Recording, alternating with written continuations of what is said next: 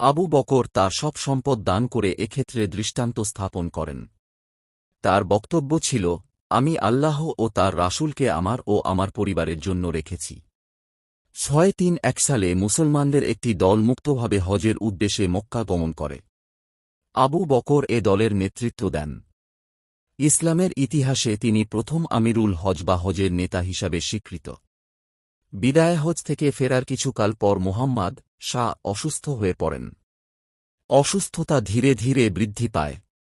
এ অবস্থায় তিনি তার মৃত্যুর 4 দিন আগ পর্যন্ত নামাজের ইমামতি করেছেন। এরপর অসুস্থতার মাত্রার কারণে ইমামতি করা তার পক্ষে সম্ভব ছিল না। তিনি এ সময় আবু বকরকে নামাজের ইমাম হিসাবে দায়িত্ব প্রদান করেন।